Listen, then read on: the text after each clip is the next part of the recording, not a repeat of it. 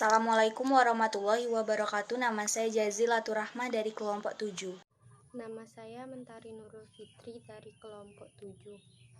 Nama saya Dini Zara Permata dari kelompok 7. Negara Kesatuan Republik Indonesia sebagai satu kesatuan. Jiwa dan semangat para pendiri negara yang dioperasionalkan dalam Jiwa dan Semangat 45 dimaksudkan untuk menjaga tetap tegaknya Negara Kesatuan Republik Indonesia.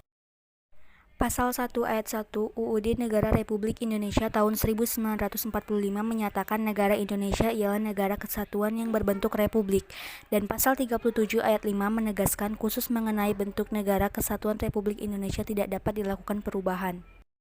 Majelis Permusyawaratan Rakyat telah membuat ketetapan bahwa negara kesatuan Republik Indonesia tidak boleh diganggu-gugat. Bentuk negara kesatuan bagi Indonesia sudah dianggap final. Bagaimana bentuk kesatuan Indonesia dapat diawali dengan pemahaman bahwa walaupun bangsa Indonesia terdiri atas berbagai suku, bangsa Indonesia adalah satu kesatuan. Menurut data Badan Pusat Statistik yang dilaksanakan pada tahun 2010, di Indonesia terdapat 1.128 suku bangsa. Kesatuan itu dapat dipandang dari 4 segi, yaitu politik, pertahanan keamanan, ekonomi, dan sosial budaya. 1. Indonesia sebagai satu kesatuan politik. Sebagai satu kesatuan politik, Negara Kesatuan Republik Indonesia meletakkan Pancasila sebagai dasar dan falsafah, serta ideologi bangsa dan negara, melandasi, membimbing, dan mengarahkan bangsa menuju tujuan nasional negara. Pancasila adalah dasar Indonesia yang tidak boleh diganggu-gugat oleh siapapun, baik itu dari luar Indonesia maupun dari dalam, yaitu rakyat Indonesia itu sendiri.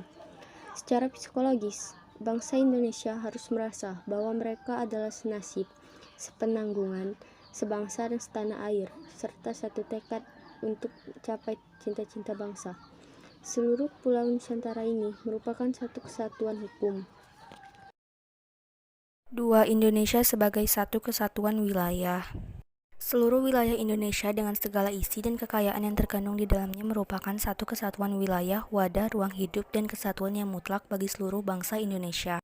Indonesia juga yang terdiri atas berbagai macam suku dan berbicara dalam berbagai bahasa daerah, memeluk dan meyakini berbagai agama dan kepercayaan terhadap Tuhan Yang Maha Esa haruslah merupakan satu kesatuan bangsa yang bulat dan arti yang seluas-luasnya. 3. Indonesia sebagai satu kesatuan pertahanan dan keamanan. Setiap warga negara memiliki hak dan kewajiban yang sama dalam rangka bela negara dan bangsa. Setiap ancaman terhadap suatu pulau atau suatu daerah pada hakikatnya merupakan ancaman terhadap seluruh bangsa Indonesia. 4.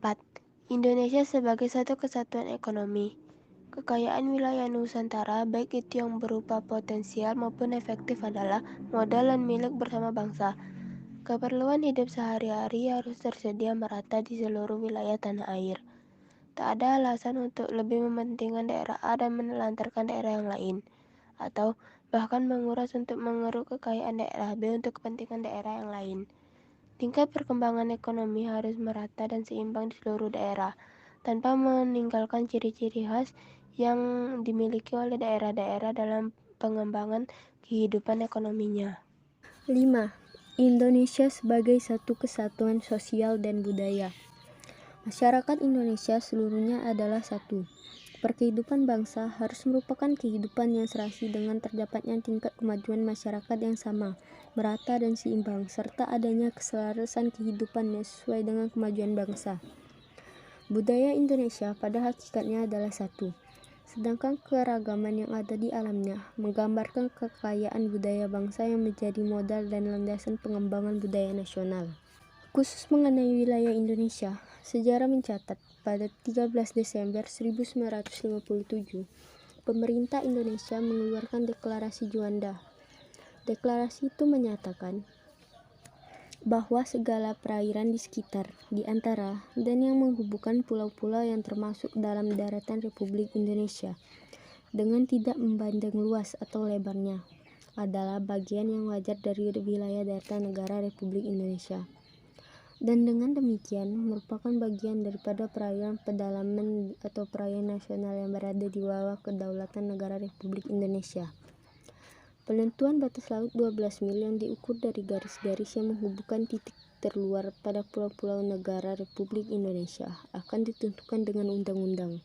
Berdasarkan Deklarasi Juanda, Indonesia menganut konsep negara kepulauan yang berciri Nusantara atau archipelagic state. Konsep itu kemudian diakui dalam Konvensi Hukum Laut PBB 1982 atau UNCLOS 1982, artinya United Nations Convention on the Law of the Sea, yang ditandatangani di Montego Bay, Jamaika tahun 1982. Indonesia kemudian meratifikasi UNCLOS 1982 tersebut dengan menerbitkan Undang-Undang Nomor 17 Tahun 1985. Sejak itu, dunia internasional mengakui Indonesia sebagai negara kepulauan. Berkat pandangan visioner dalam Deklarasi Juanda, Indonesia akhirnya memiliki tambahan wilayah seluas 2 juta km persegi termasuk sumber daya alam yang dikandungnya.